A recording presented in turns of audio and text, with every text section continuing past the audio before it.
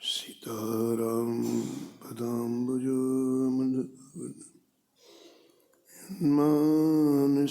नीते सीताराम गुणावली निशिदिवा यच्चेव्यापीते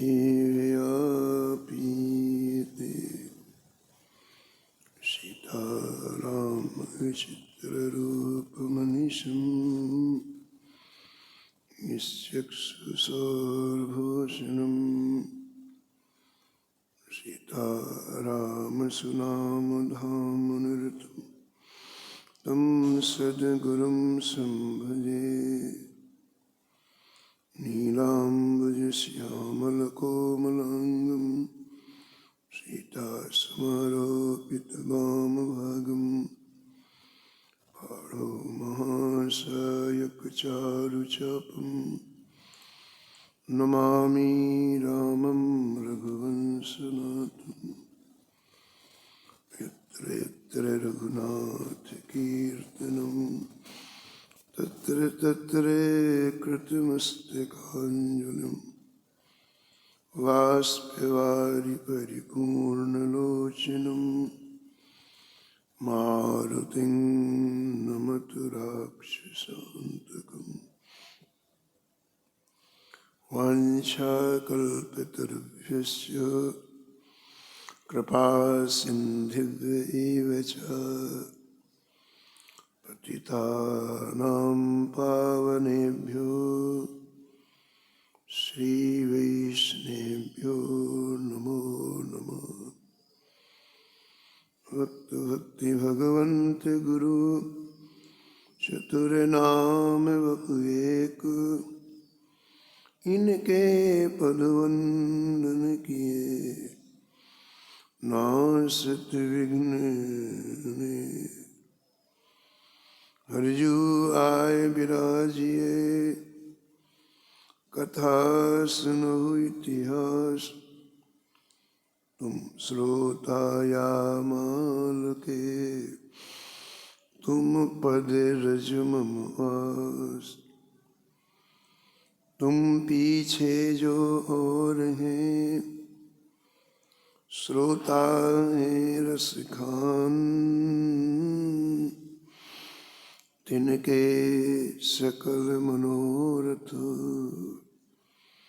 पूर्वहु श्री भगवान। राधे राधे गोविंद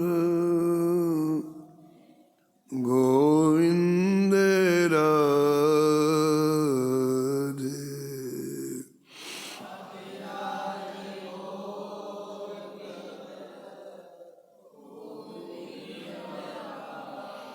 राधे राधे गोविंद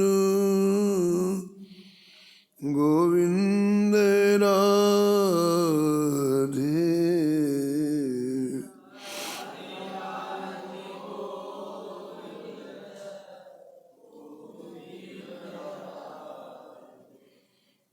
गोविंद राधे बोलो गोपाल राधे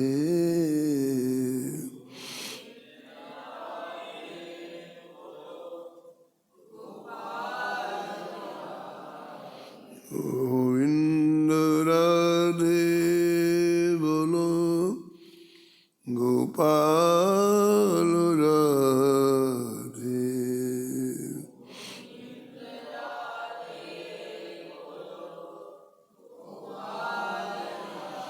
राधे राधे गोविंद गोविंद राधे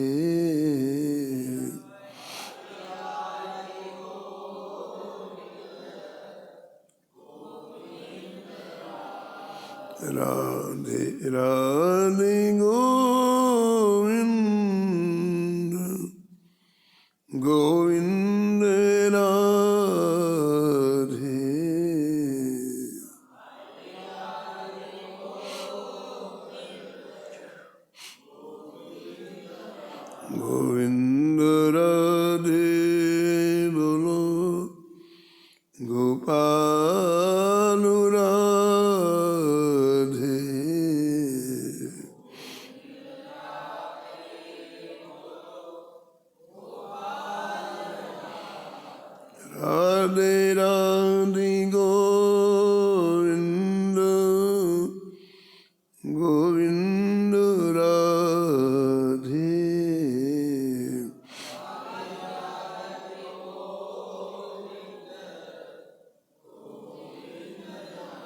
राधे राधे गोविंद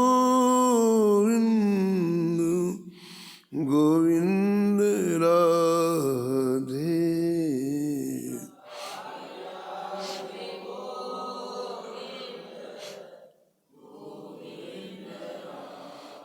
राधे राधे गोविंद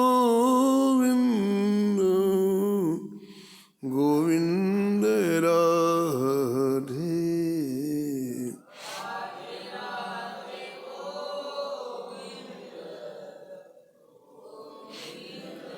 श्री जानकी वल्लभ लाल की, श्री मंगल मूर्ति हनुमान जी महाराज की, सपरिकर श्री भक्तमाल जी की, सब संत भगवान की, श्री स्वामी अग्रदास जी महाराज की, श्री नाभाजी महाराज की, श्री प्रियादास जी महाराज की, श्री वृंदावन धाम की, श्री बांके बिहारी लाल की, श्री राधा वल्लभ लाल की, श्री गिरिराज जी महाराज की, श्री यमुने महारानी की, श्री राम नाम महाराज की, श्री महाराज जी की।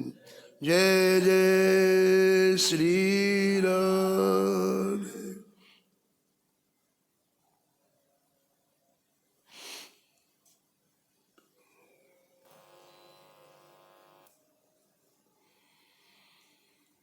तिन चरण धूर मोह भूर सिरो, तिन चरण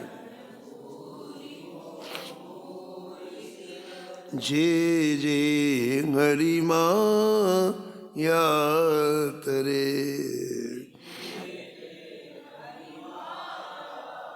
रिभु इच्छा करुए गानी, रघुर गए सुचि सत धनुआ।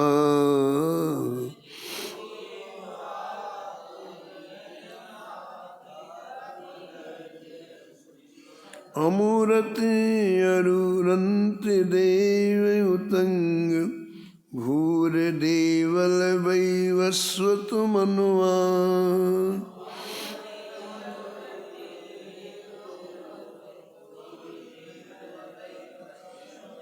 नहो सुज जाति दिलीप पुरु, यदु गोह मंधाता।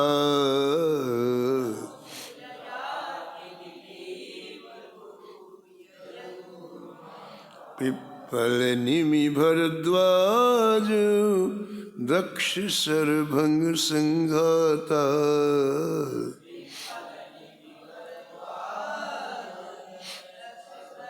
संजय समीक उत्तान पाद,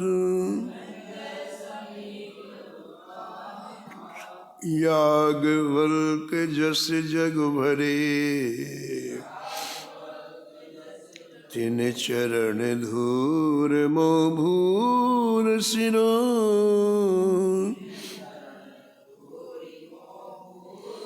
जे जे हरि माया तरे। प्रातः स्मरणी परम वंदनीय श्री भक्तमाल के रचयिता श्री नाभा गोस्वामी जी इस छप्पे में एक साथ कई संतों का स्मरण किया है और निष्कर्ष के रूप में कहते हैं कि सभी संत माया की परिधि से बाहर निकल करके संपूर्ण जीवन श्री ठाकुर जी के आश्रय में व्यतीत किया, श्री ठाकुर जी के भजन में व्यतीत किया। इन संतों की चरण रस की मैं याचना करता हूँ, श्री नाभाजी महाराज कहते हैं, जिससे मेरा भी ये जीवन माया के परिधि के बाहर हो जाए।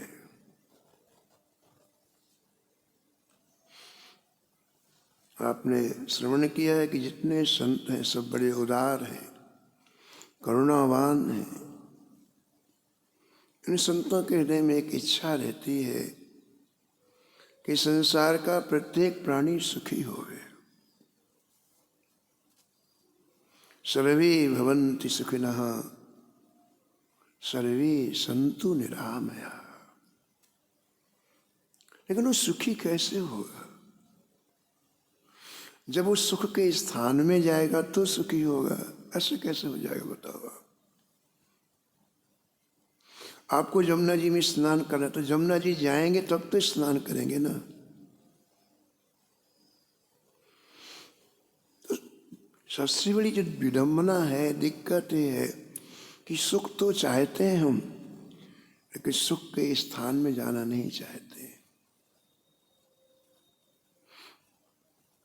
संसारिक किसी व्यक्ति पदार्थ में यदि सुख होता तो बड़े बड़े राजा महाराजा सम्राट सब कुछ छोड़कर वृंदावन क्यों आते हैं? आप बताओ, क्यों आते? भाई हमारे पास तो साधनों का अभाव है, धन का अभाव है, और हम उसमें लग पड़ते हैं कि भाई इससे हमको सुख मिलेगा। लेकिन जिनके पास सब कुछ भरा पूरा है, ऐसे एक नहीं हजारों सम्राट वृंदावन की धूल में लोटे हैं महाराज। उन्हें पता चल गया सुख जहां हम सोचते हैं वहां नहीं है, सुख के स्थान में सुख है। और सुख है जब हमारी चित्त वृत्ति, हमारा मन श्री ठाकुर जी से जुड़ जाए, भगवान के नाम से जुड़ जाए, भगवान के रूप से जुड़ जाए। भगवान ने जो विभिन्न प्रकार की लीलाएं की हैं उनके पावन सुयस से जुड़ जाए। और ये ना हो सके तो इस शरीर को भगवान के धाम में डाल। ये चारों चीजें सुख देने वाली हैं। भगवान के धाम में शरीर को डाल, कुछ बने चाहे नहीं बने। भगवान का धाम दिव्य है, चिन्मय है।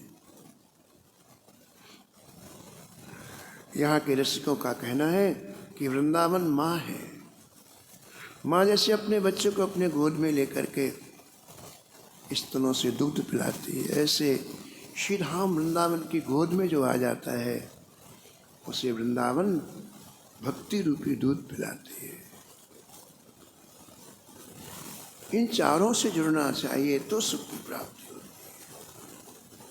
नहीं, ये भटकाव कभी बंद नहीं होता है। आपकी फिर मृत्यु होगी, फिर जन्म लेंगे, फिर ही संसार में सुख हो जाएंगे। ऐसे ही जन्म समूह सिराने, करोड़ों करोड़ों जन्म व्यर्थ में चले गए। हमने कभी विवेक से काम नहीं लिया, हमने कभी महापुरुषों का संग नहीं किया। भटकते भटकते लाखों करोड़ों जीवन चले गए, ये समाधान नहीं। इन महापुरुषों ने जीवन की वास्तविकता को समझा। भूल भुलैया में कौन डालता है? माया डालती।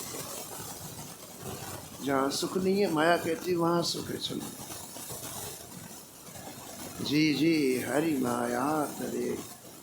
जो माया की परिधि के बाहर आ गए ऐसे संतों की मैं चरण रज चाहता हूँ। ऐसा श्री नामाजी महाराज इस शब्द में प्रार्थना करते हैं। संतों का स्मरण किया इस शब्द में, और बड़े संक्षेप में संतों का परिचय है, लेकिन फिर भी हमको जानना चाहिए। संजय जी का नाम, संजय समीप, इस शब्द में श्री संजय जी का नाम है। और जो लोग महाभारत सुनते हैं, उनमें से भगवद गीता पढ़ी है, उनमें संजय जी का नाम है। संजय जी सूत थे और धृतराष्ट्र के मंत्री थे,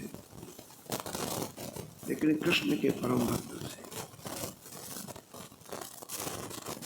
भक्त होने से इन्हें अधर्म अच्छा नहीं लगता था। ये धर्म के पक्षपाती थे।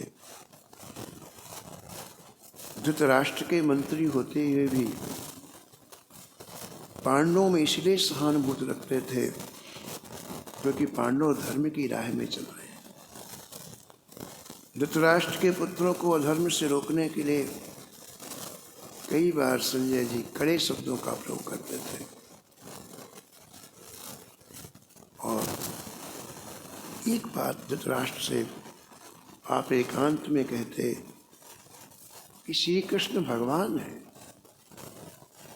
तुम सामान्य दृष्टि से श्री कृष्ण को देखते हो।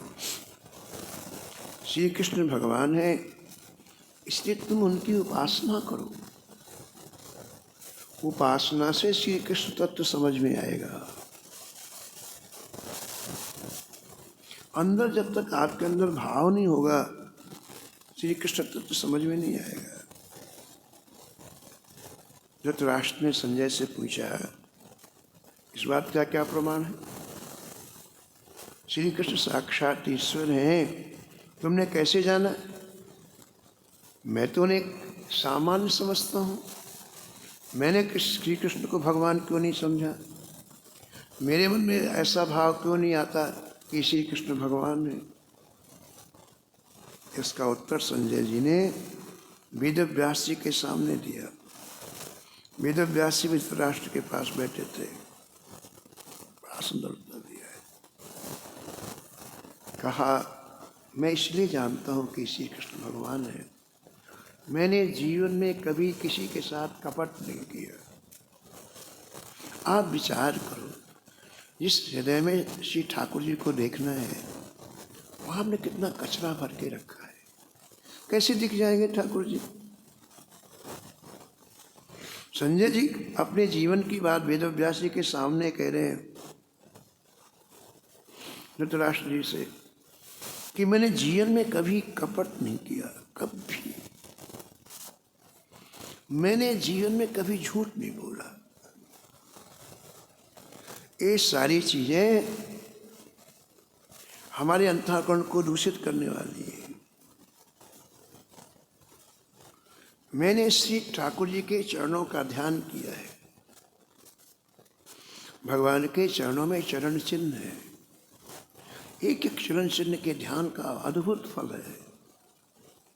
हमें भगवान के रूप का ध्यान ना हो सके तो हम रेखाओं का ध्यान कर सकते हैं। श्री नाभाजी ने मूल भक्तमाल में मंगलाचरण में श्री ठाकुर जी के 22 चरण चिन्हों का स्मरण किया है।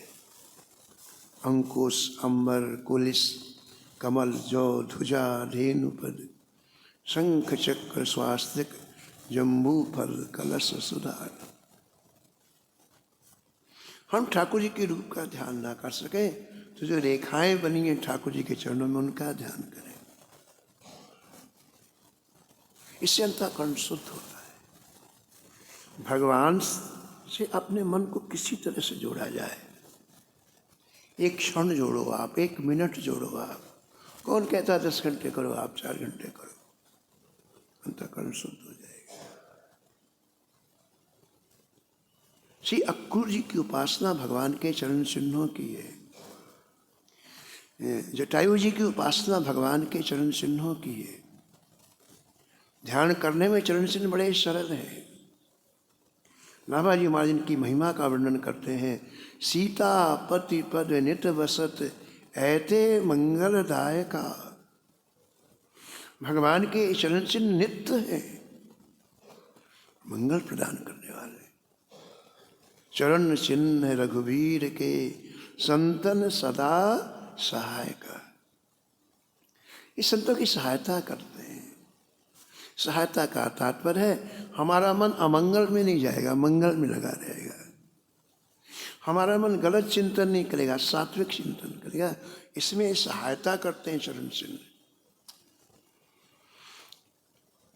संजय जी कहते हैं धृतराष्ट्र से कि मैंने कभी जीवन में कपट नहीं किया, मैंने जीवन में कभी झूठ नहीं बोला, और मैं श्री ठाकुर जी के चरण चिन्हों का ध्यान करता हूँ, इसलिए मेरा अंतःकरण बिल्कुल शुद्ध है। शुद्ध अंतःकरण में श्री कृष्ण का स्वरूप का मुझे ज्ञान हो गया है।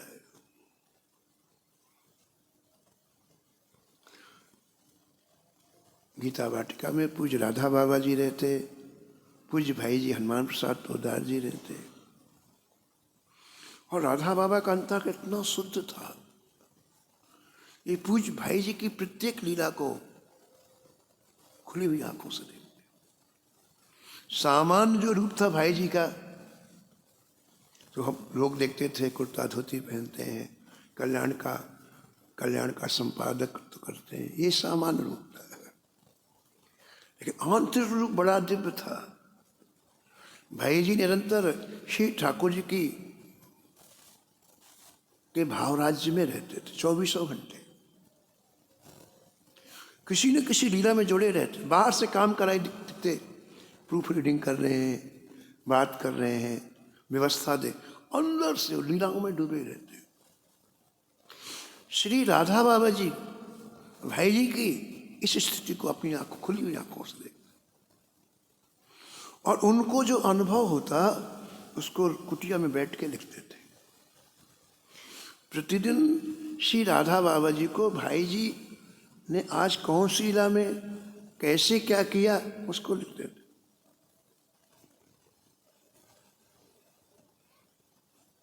कभी कभी जब कोई भावुक लोग बैठे हैं राधा बाबा के पास, तो उसमें से किसी एक लीला का वर्णन कभी कर देते थे, कभी मौज में आते थे, तो लोगों को आश्चर्य होता है। बोले हम भी तो रहते हैं गीता वाटिका में, हम भी सुबह शाम भाई जी से मिलते हैं, हमको अनुभव क्यों नहीं होता है, आपको क्यों होता है? तो भाई जी ने कहा अभी आपकी अंतःकरण की स्थिति ऐसी नहीं है, जिस अंतःकरण में भाई जी के भाव का अवतरण हो सके ऐसी आपकी अंतःकरण की स्थिति नहीं है। पूज्य राधा बाबा कहते थे कि जैसे विदेश के शब्द भी रेडियो में पकड़े जा सकते हैं, अमेरिका में बोले हुए शब्द, इंग्लैंड में बोले हुए शब्द आप अपने रेडियो के द्वारा उनको सुन सकते हैं, पकड़ सकते हैं, ठीक है। लेकिन ये रेडियो बिगड़ा हुआ हो, तो रेडियो ठीक ना हो, रेडियो की मशीनरी ठीक ना हो, वो शब्द हैं लेकिन आप नहीं सुन सकते हैं। बस यही लीलाओं का भी समाचार है, यही हाल है। भगवान की लीलाएं अहर्निश चल रही हैं ब्रह्मांड में, अहर्निश। आपका अंतःकरण यदि परिष्कृत हो तुरंत लीलाएं दिखाई पड़ रही है। उसमें युग का कोई महत्व नहीं है कि सतयुग है कि त्रेता है कलयुग नहीं, ये हृदय ठीक होना चाहिए। उनमें श्री ठाकुर जी की उन दिव्य भाव में लीलाओं का अवतरण होता है। संजय जी कहते हैं कि मुझे श्री कृष्ण के स्वरूप का ज्ञान हो गया है। भगवान श्री कृष्ण के विभिन्न नामों की महिमा सुनाई है धृतराष्ट्र को, बड़े सुंदर ढंग से सुनाई है।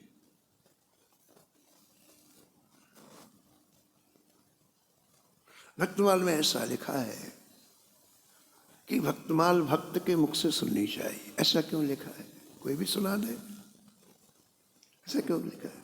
ऐसा इसलिए लिखा है कि उसके जीवन में जो चीज है वो वर्णन करने में बड़ी सरस होगी, सुंदर होगी, हृदय को ग्राह्य होगी।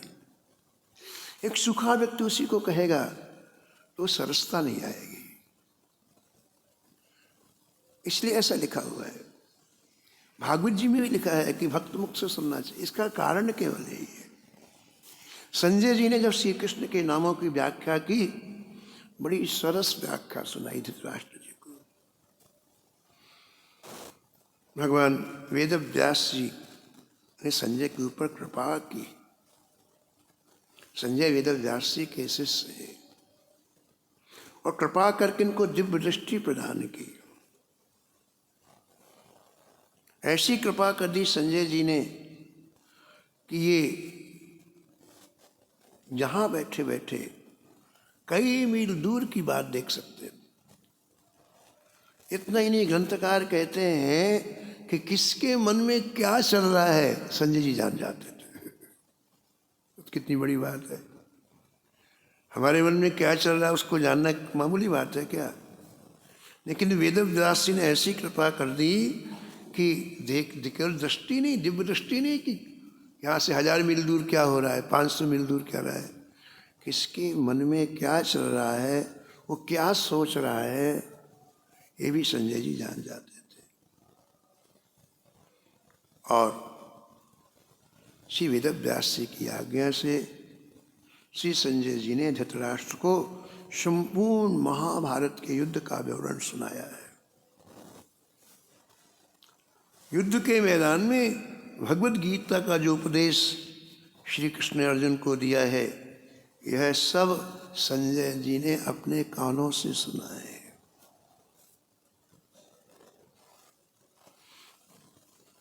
भगवान ने जो विश्वरूप दिखाया, उसका दर्शन संजय जी ने अपने नेत्रों से किया है। महाभारत के युद्ध में जब संजय जी से युद्ध के पूर्व पूछा गया कि विजय किसकी होगी, तब संजय जी ने निर्णायक जवाब दिया, यत्र योगेश्वरः कृष्णो यत्र पार्थो धनुर्धरः यत्र तत्र श्री विजयोर भूतिर ध्रुवा नीति मतिर ममो। जहाँ श्री कृष्ण है वहाँ विजय होगी। जहाँ सत्य है, जहाँ धर्म है, जहाँ ईश्वर विरोधी कार्य करने में लज्जा आती है, जहाँ हृदय की सरलता होती है, वहीं श्री कृष्ण रहते हैं। और जहाँ कृष्ण रहते हैं निस्संदेह वहाँ विजय होगी। ततो भवति गोविंदो यतः कृष्णस्ततो जयः। ऐसे संजय जी का भी स्मरण इस छप्पे में सिनाबाजी महाराज ने किया है। समीक जी का स्मरण इस छप्पे में किया है। समीक जी से सभी परिचित हैं, क्योंकि श्रीमद् भागवत में समीक जी का नाम आया है। बड़े बड़े बड़े तपस्वी संत थे समीक जी।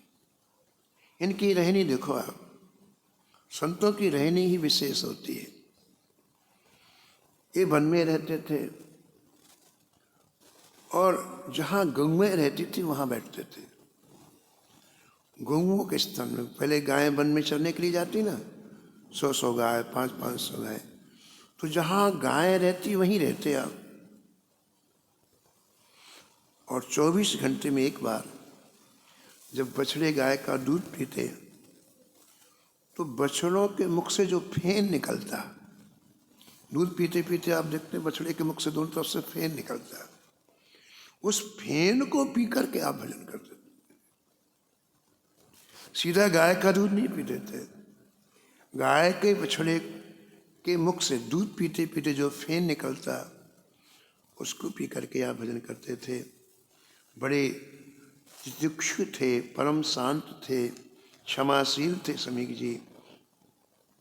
और जैसा कि आप श्रीमद् भागवत में सुनते हैं कि वन में शिकार खेलते हुए राजा परीक्षित भूख और प्यास से व्याकुल होकर के इनके आश्रम में आए, लेकिन आप मौन व्रत लेकर के समाधि में स्थित थे।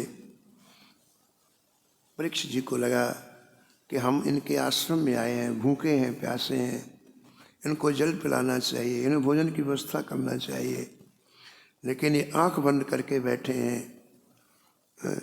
तो बिना समझे क्रोध के वशीभूत हो गए। भूख के कारण, प्यास के कारण परीक्षित जी क्रोध के वशीभूत हो गए और धनुष के कोर से ऋषि के गले में मृतक सर्प लपेट करके चले गए।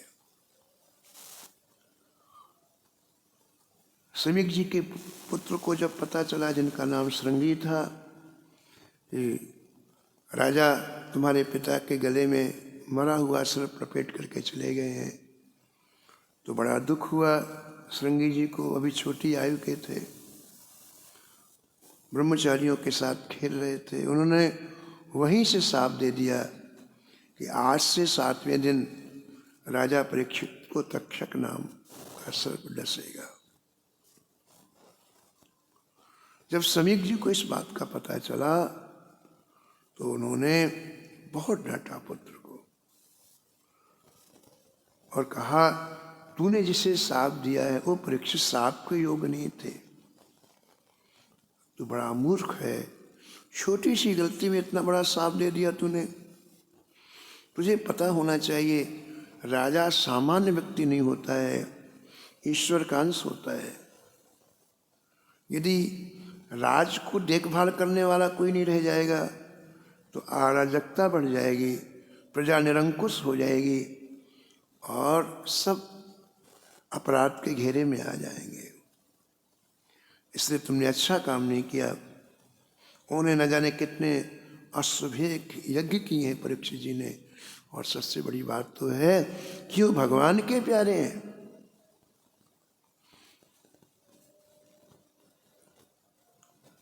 समीक जी को बड़ा बड़ा पश्चाताप हुआ है।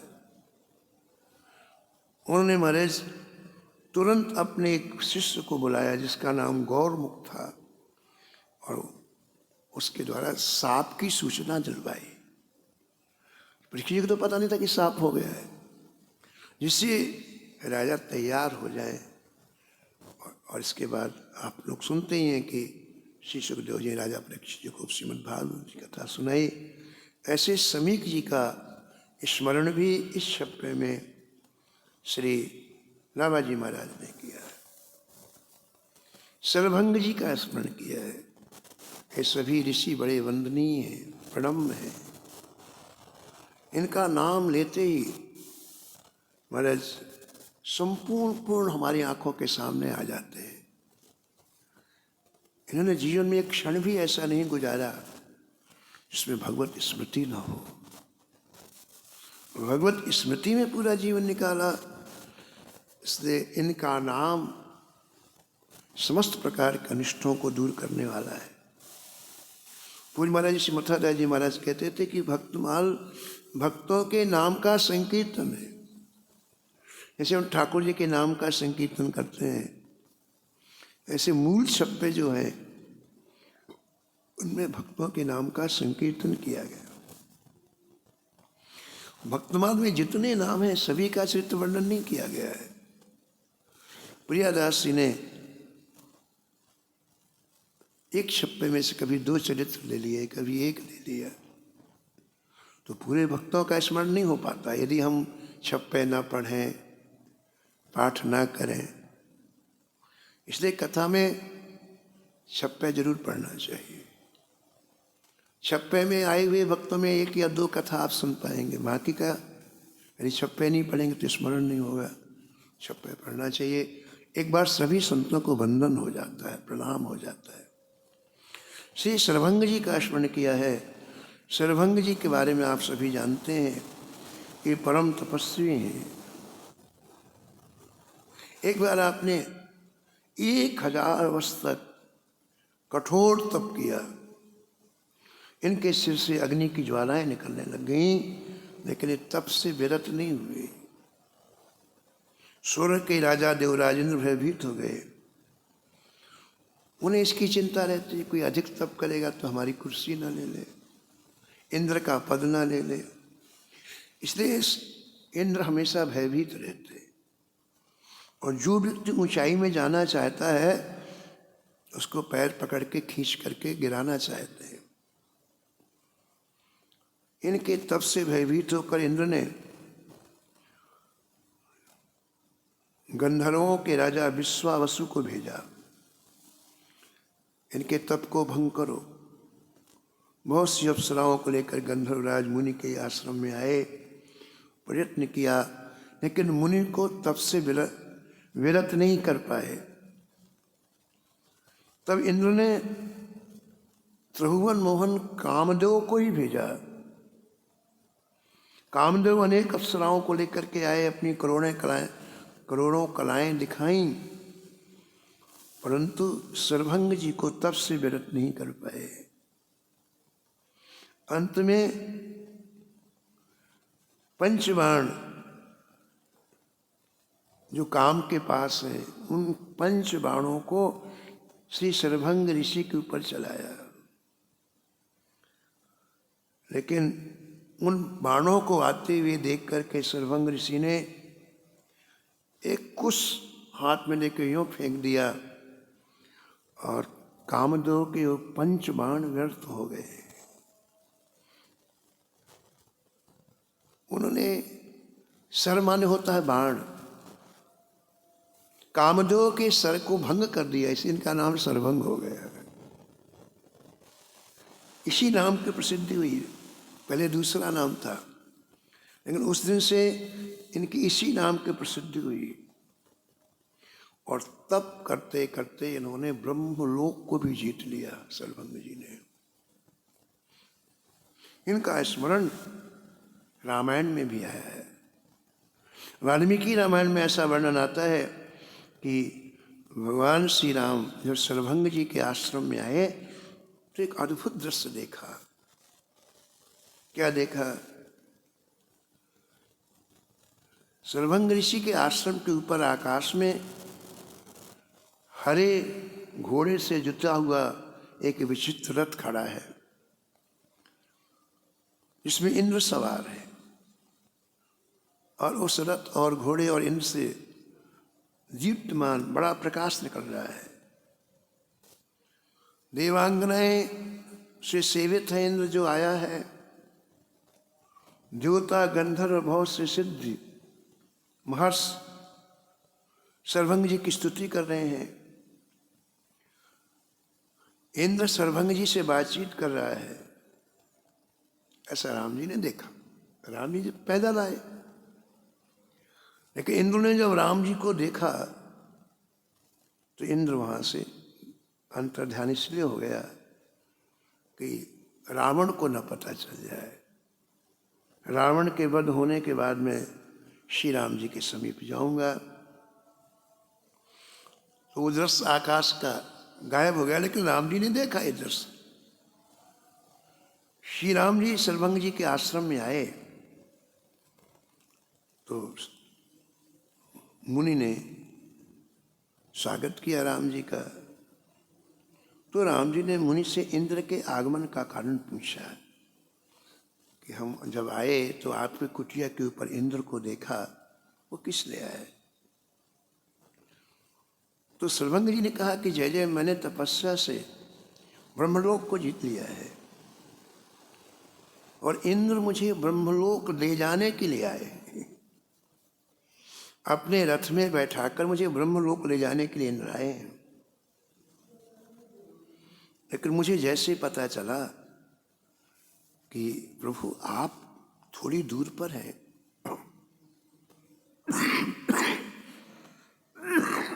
आप कुटिया से थोड़ी दूर पर हैं,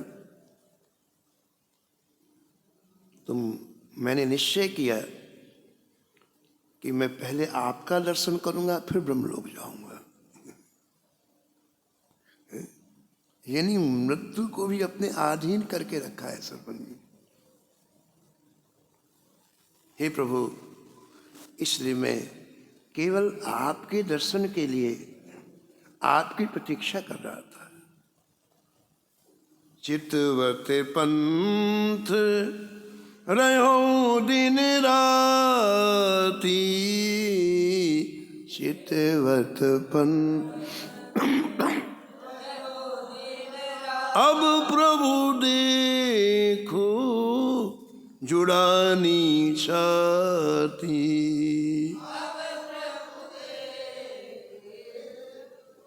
जुड़ानी छाती, जुड़ानी छाती। भजन करने से कितनी दीनता आ जाती है। अभी आपने सुना कि इतने लोग विघ्न करने के लिए आए, लेकिन इतनी सामर्थ्य कोई बाल बांका नहीं कर पाया। लेकिन ये भगवान के सामने क्या कहते हैं? नाथ सकल साधन में ही नाथ सकल कीन्ही कृपा जान जन दीना, कीन्ही कृपा जान। मैं साधनहीन हूँ जय जय, आपने कृपा करके मुझे दर्शन दिया है।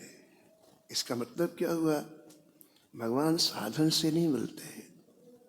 भगवान जिसे भी जब भी मिलेंगे कृपा से मिलेंगे।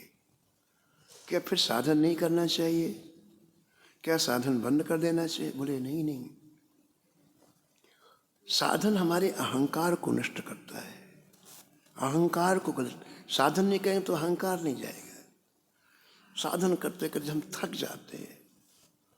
जब हम ये देख लेते कि हमारे साधन में कोई सामर्थ्य नहीं है, तब वो व्यक्ति चीत्कार करता है, तब उसके हृदय से आर्तनाद निकलती है, आवाज निकलती है, और तब ठाकुर जी कृपा करते हैं। हमारी अंतःकरण के आर्तनाद को सुनकर ठाकुर जी कृपा करते हैं, साधन से कृपा नहीं करते हैं। सरोवर में गज जब डूबने लग गया, ग्राह ने पैर पकड़ लिया, तो उसके साथ हजारों हाथी थे, कई हजार हाथी थे, सब बलवान थे। सबने कहा भाई अपने को इसको बाहर निकालना है, एक काम करते हैं, लाइन लगा लो। कैसे लाइन लगाओ? पूंछ पकड़ के। गजराज की पूंछ एक हाथी पकड़े, फिर दूसरे हाथी की तीसरा हाथी पूंछ पकड़े, ऐसे जमीन तक चले जाओ। और जमीन में हाथी का बल ज्यादा रहता है, पानी में ग्राह का बल ज्यादा रहता है। तो वो हाथी पूंछ से हाथी को खींचे तो गजराज बाहर आ जाएगा। जैसे चैन होती ना, ऐसी चैन बनाई। अब वो हाथी को खींचते, लेकिन जैसे ग्राह झटका मारता महाराज, वो हजारों हाथी पानी में आ जाते। इतना बल ग्राह का जल में रहता है, हजारों पानी में आ जाते। यही प्रक्रिया चलती रही। और जब हाथियों ने देखा कि हम भी मर जाएंगे, तो हाथी छोड़ के चले गए, सब चले गए, एक भी नहीं बचा। इतना बड़ा परिवार, इतने बड़े, एक भी नहीं, अकेले छोड़ के चले गए। और जो अकेला छोड़ के चले गए, एक झटका मारा ग्राह ने महाराज, पूरा शरीर गहरे जल में, केवल इतनी सूंड निकली हुई ऊपर, और सुनिश्चित हो गया कि अब मैं डूब जाऊंगा, अब मैं मर जाऊंगा। और उस समय गजराज ने जो आर्त पुकार की, पूरा नाम नहीं लिया। सूरदास जी कहते हैं केवल रा कहा और ठाकुर जी आ गए। ये आर्त नाद ठाकुर को चाहिए, और ये तभी निकलता है जब साधन विहीन हो जाता है व्यक्ति, उपाय विहीन हो जाता है।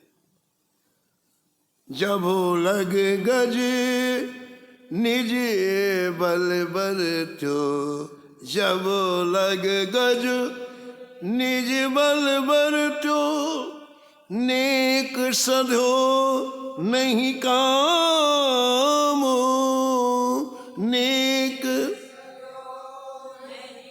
निर्बल हुई बल राम पुकारो, निर्बल हुई बल राम पुकारो।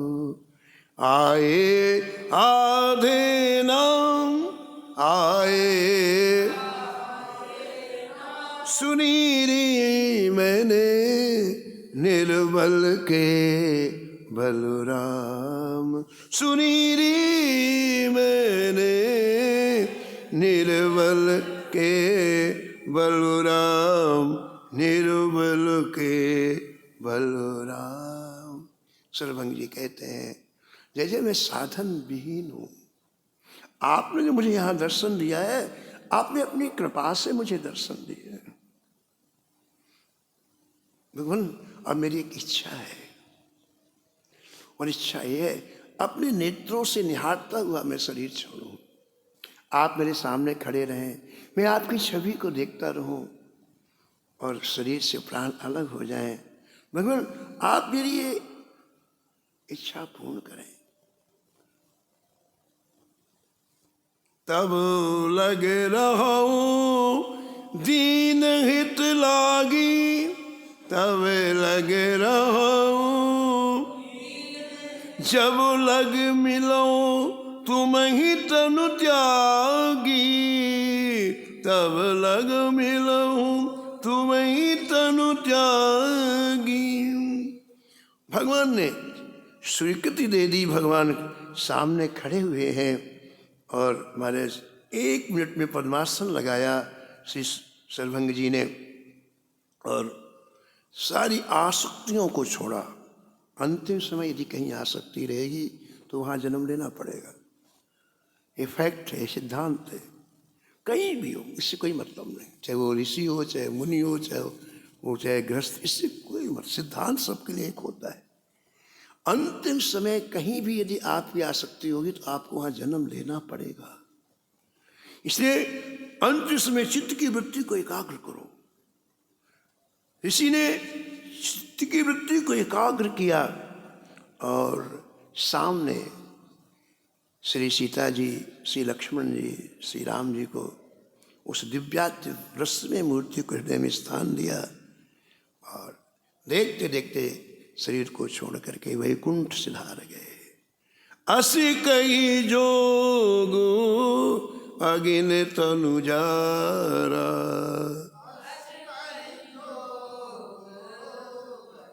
राम कृपा वैकुंठ सिधारा, राम कृपा।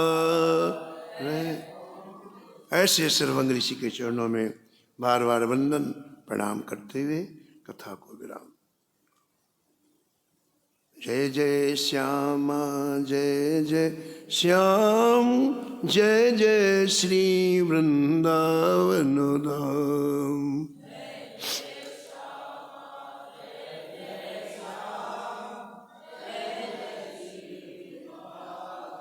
नमो नमो श्री भक्त सुमाल, नमो नमो श्री भक्त सुमाल।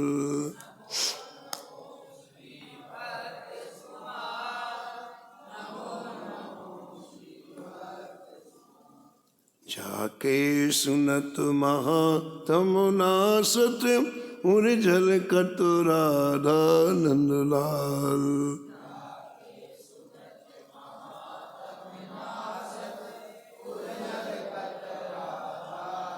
गद गद स्वर पुलकित अंग अंगनी, लोचन बरसत अश्रु अनुजाल।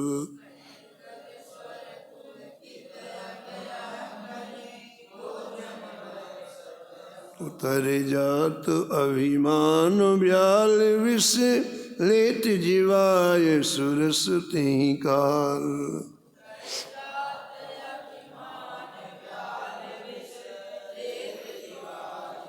होत प्रीत हरि भक्त जनन सो, लेत शीघ्र घटी चरण प्रचाल।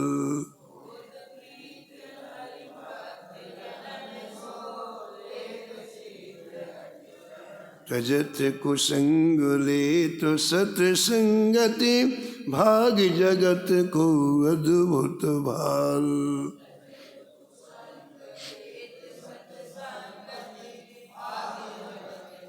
निशिवासर सोवत अरु जागत, रोम रोम वे करत निहाल।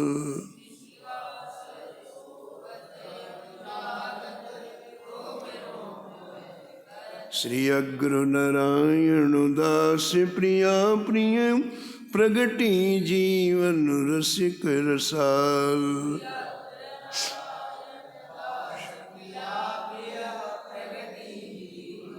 नमो नमो श्री भक्त सुमाल, नमो नमो श्री भक्त सुमाल।